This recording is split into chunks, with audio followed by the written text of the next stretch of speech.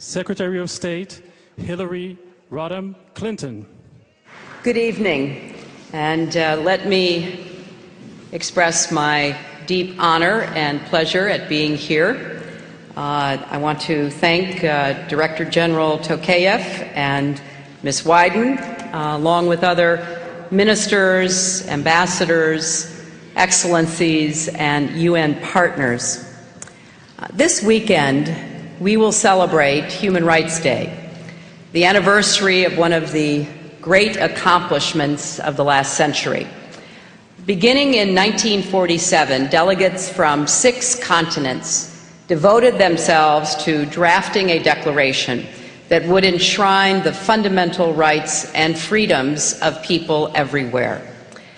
In the aftermath of World War II, many nations pressed for a statement of this kind to help ensure that we would prevent future atrocities and protect the inherent humanity and dignity of all people.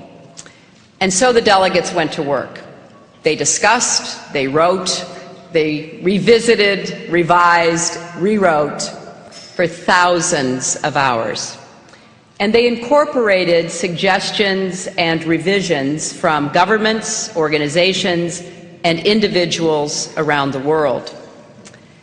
At 3 o'clock in the morning on December 10th, 1948, after nearly 2 years of drafting and one last long night of debate, the President of the UN General Assembly called for a vote on the final text.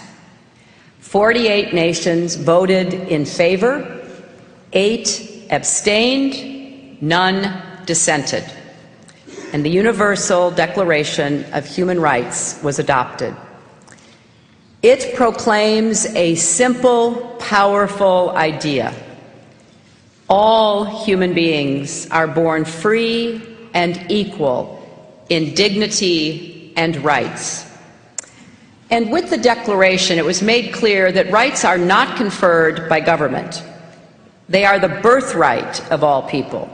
It does not matter what country we live in, who our leaders are, or even who we are. Because we are human, we therefore have rights. And because we have rights, governments are bound to protect them. In the 63 years since the Declaration was adopted, many nations have made great progress in making human rights a human reality. Step by step, barriers that once prevented people from enjoying the full measure of liberty, the full experience of dignity, and the full benefits of humanity have fallen away. In many places, racist laws have been repealed. Legal and social practices that relegated women to second-class status have been abolished.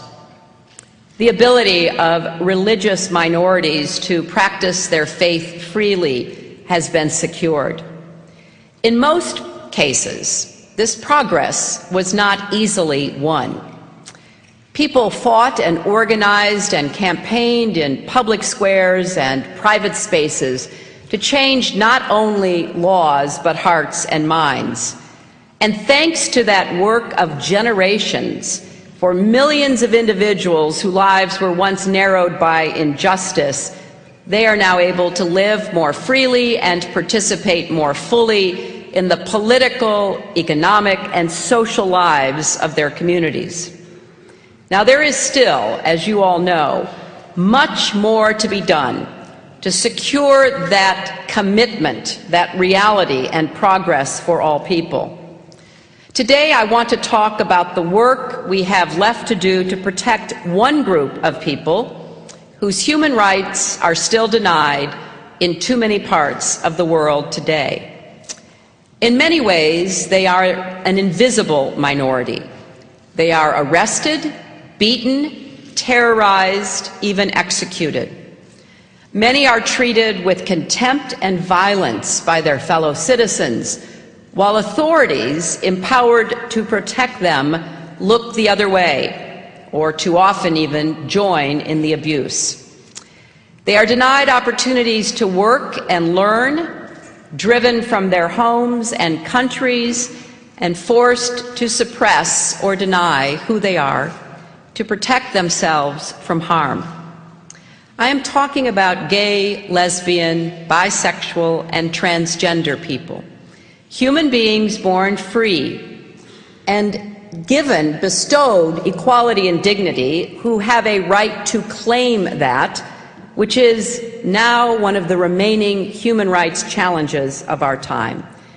I speak about this subject knowing that my own country's record on human rights for gay people is far from perfect.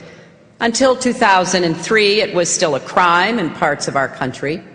Many LGBT Americans have endured violence and harassment in their own lives, and for some, including many young people, bullying and exclusion are daily experiences. So we, like all nations, have more work to do to protect human rights at home.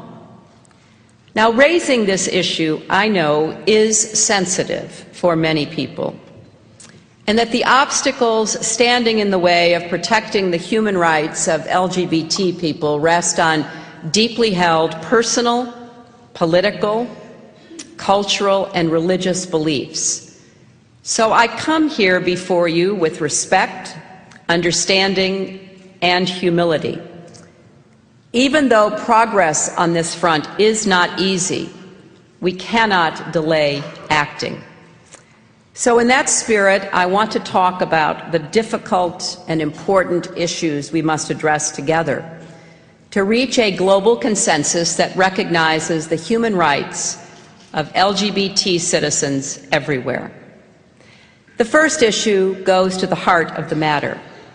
Some have suggested that gay rights and human rights are separate and distinct, but in fact, they are one and the same. Now, of course, 60 years ago, the governments that drafted and passed the Universal Declaration of Human Rights were not thinking about how it applied to the LGBT community. They also weren't thinking about how it applied to indigenous people or children or people with disabilities or other marginalized groups. Yet in the past 60 years, we have come to recognize that members of these groups are entitled to the full measure of dignity and rights because, like all people, they share a common humanity. This recognition did not occur all at once. It evolved over time. And as it did, we understood that we were honoring rights that people always had, rather than creating new or special rights for them. Like being a woman, like being a racial, religious, tribal, or ethnic minority, being LGBT does not make you less human. And that is why gay rights are human rights and human rights are gay rights. It is a violation of human rights when people are beaten or killed because of their sexual orientation, or because they do not conform to cultural norms about how men and women should look or behave. It is a violation of human rights when governments declare it illegal to be gay, or allow those who harm gay people to go unpunished. It is a violation of human rights when lesbian or transgendered women are subjected to so-called corrective rape or forcibly subjected to hormone treatments, or when people are murdered after public calls for violence toward gays, or when they are forced to flee their nations and seek asylum in other lands to save their lives. And it is a violation of human rights when life-saving care is withheld from people because they are gay, or equal access to justice is denied to people because they are gay, or public spaces are out of bounds to people because they are gay. No matter what we look like, where we come from, or who we are all equally entitled to our human rights and dignity. The second issue is the question of whether homosexuality arises from a particular part of the world. Some seem to believe it is a Western phenomenon, and therefore people outside the West have grounds to reject it.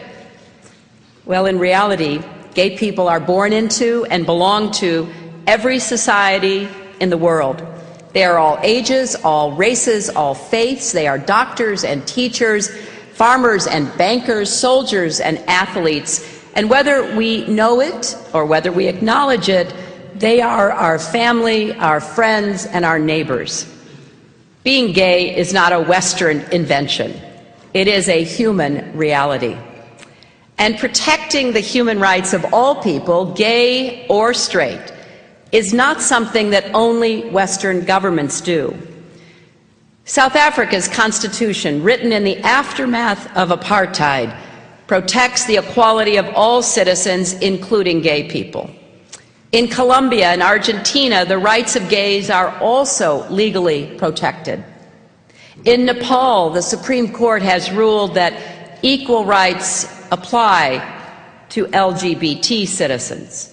The government of Mongolia has committed to pursue new legislation that will tackle anti-gay discrimination. Now, some worry that protecting the human rights of the LGBT community is a luxury that only wealthy nations can afford. But in fact, in all countries, there are costs to not protecting these rights. In both gay and straight lives lost to disease and violence, in the silencing of voices and views that would strengthen communities, in ideas never pursued by entrepreneurs who happen to be gay. Costs are incurred whenever any group is treated as lesser or the other, whether they are women, racial or religious minorities, or the LGBT.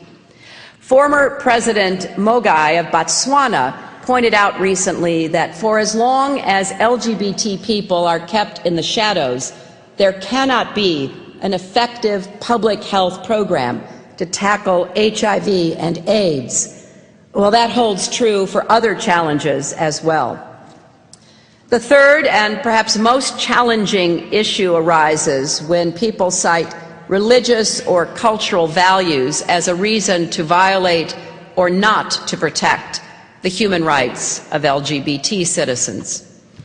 This is not unlike the justification offered for violent practices toward women, like honor killings, widow burning, or female genital mutilation. Some people still defend those practices as part of a cultural tradition, but violence toward women isn't cultural. It's criminal.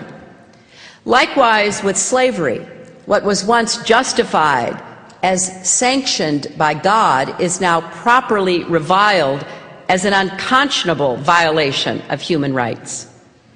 In each of these cases, we came to learn that no practice or tradition trumps the human rights that belong to all of us.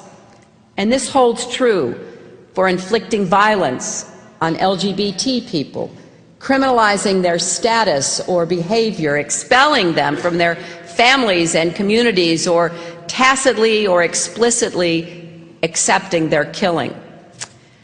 Of course, it bears noting that rarely are cultural and religious traditions and teachings actually in conflict with the protection of human rights. Indeed, our religion and our culture are sources of compassion and inspiration toward our fellow human beings. It was not only those who justified slavery who leaned on religion, it was also those who sought to abolish it. And let us keep in mind that our commitments to protect the freedom of religion and to defend the dignity of LGBT people emanate from a common source. For many of us, religious belief and practice is a vital source of meaning and identity, and fundamental to who we are as people. And likewise, for most of us, the bonds of love and family that we forge are also vital sources of meaning and identity.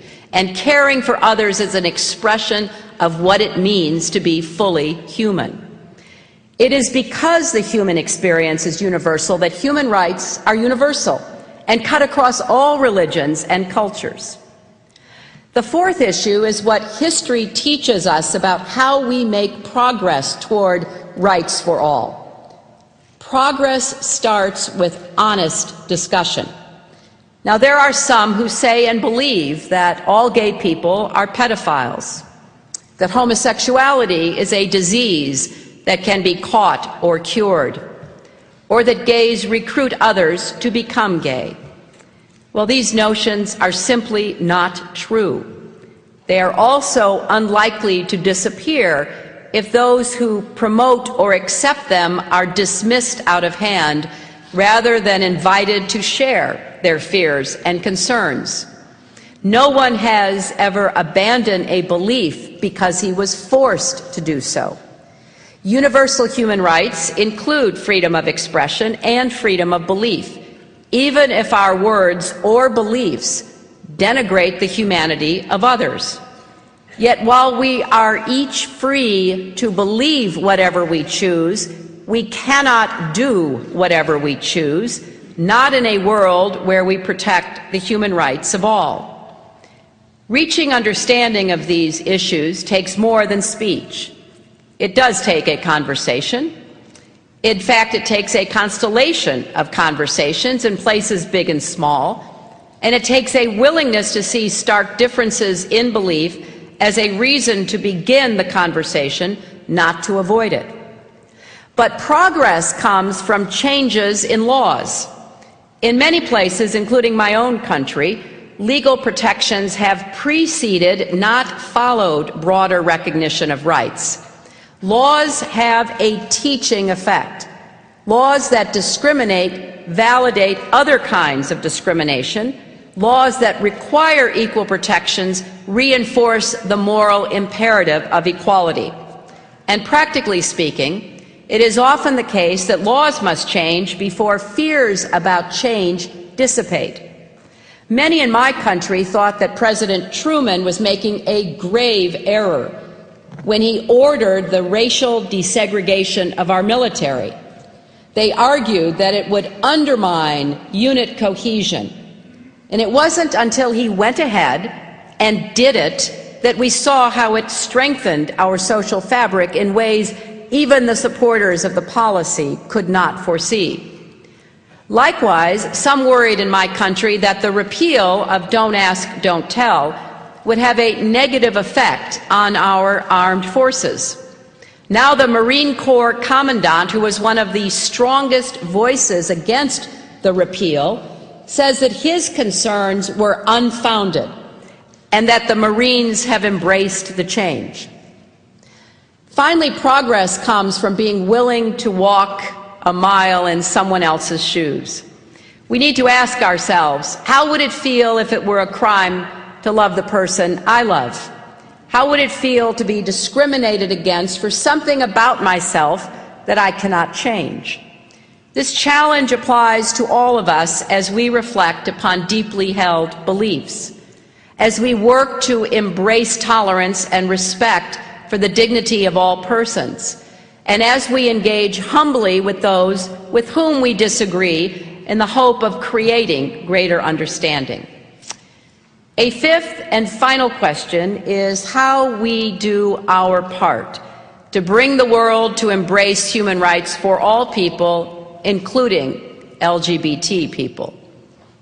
Yes, LGBT people must help lead this effort, as so many of you are.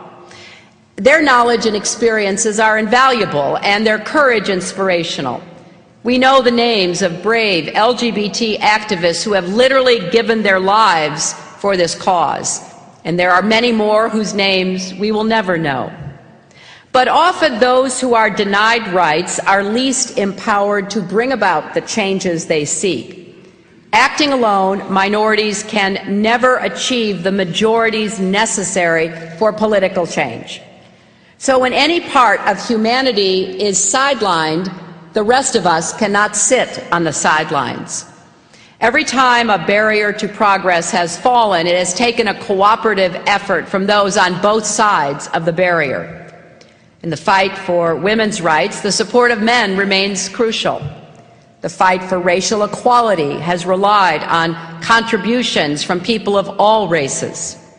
Combating Islamophobia or anti-Semitism is a task for people of all faiths. And the same is true with this struggle for equality.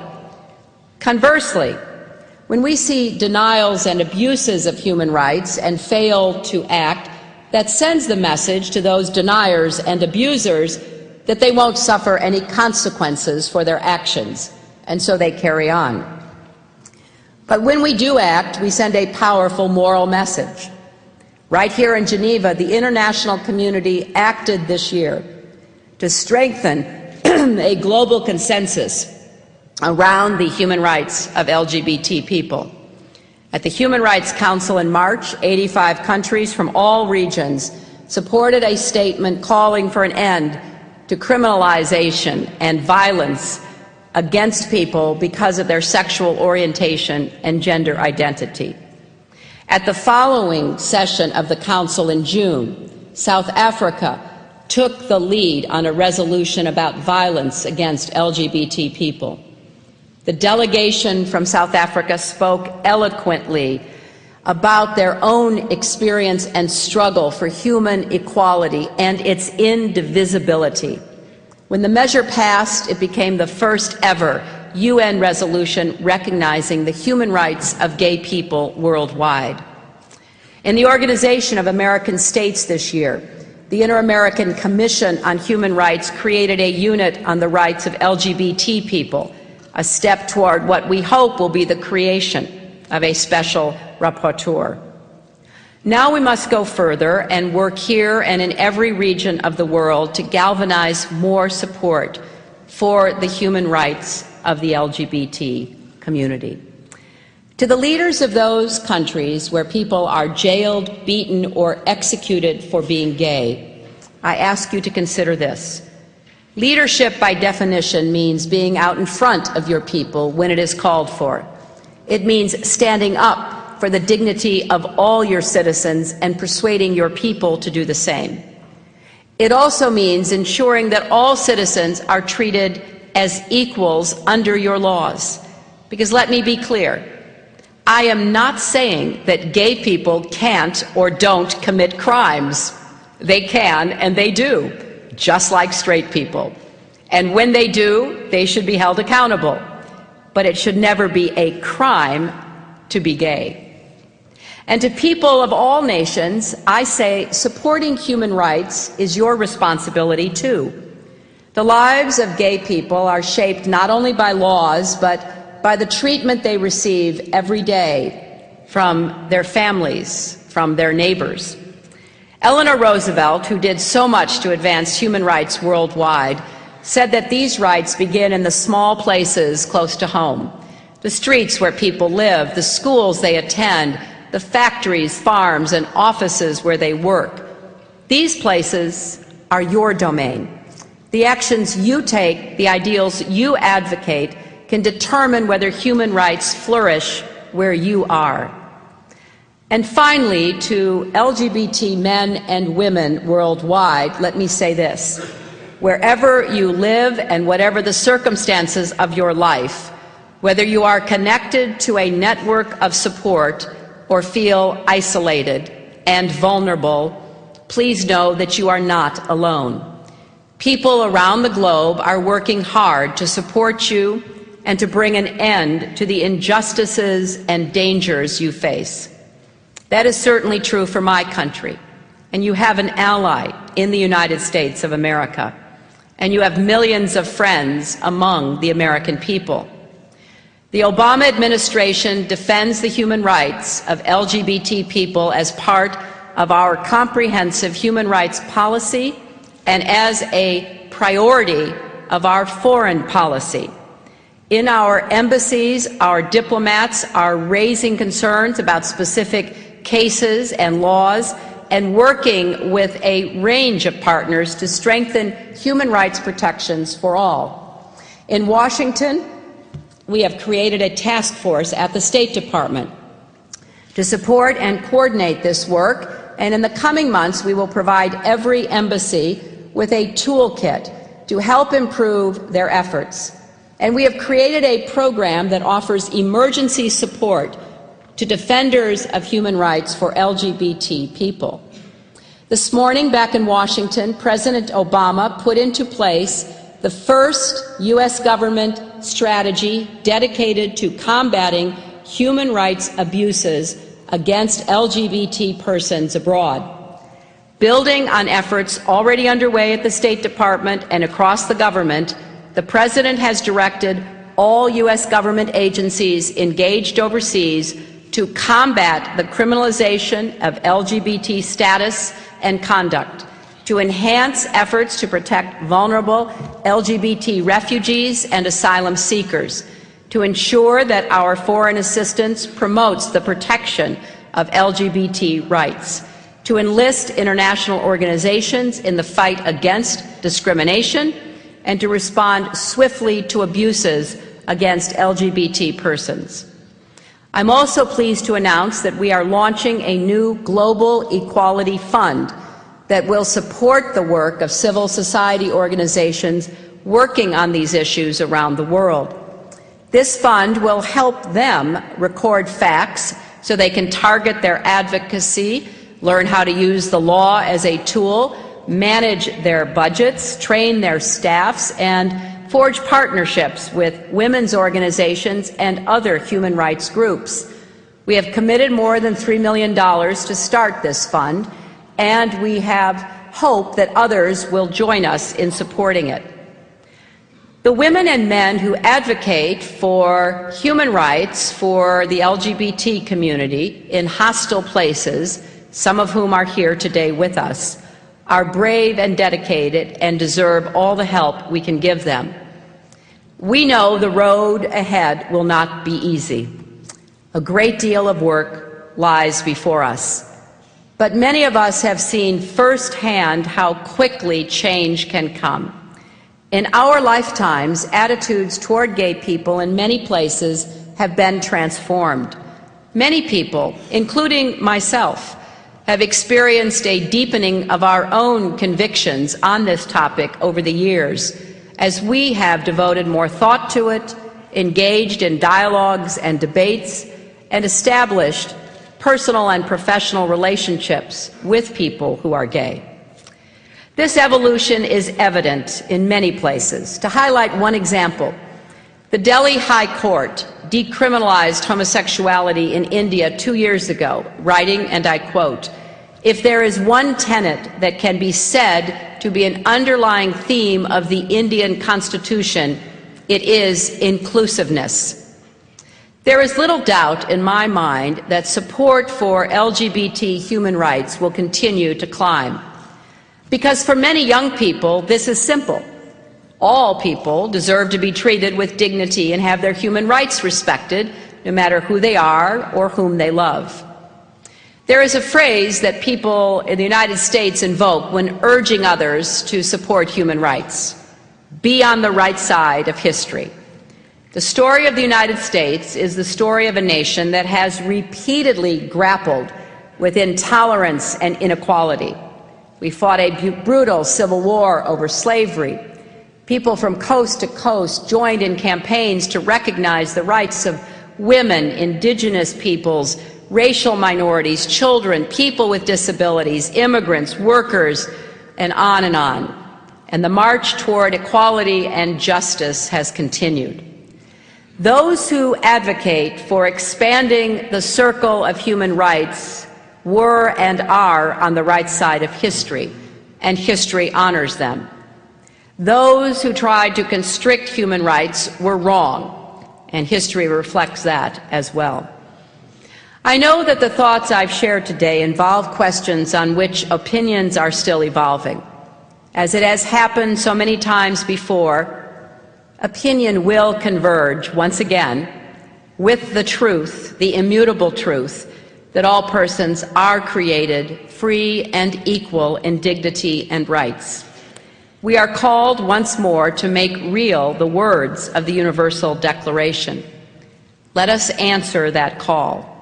Let us be on the right side of history for our people, our nations, and future generations whose lives will be shaped by the work we do today. I come before you with great hope and confidence that no matter how long the road ahead, we will travel it successfully together. Thank you very much.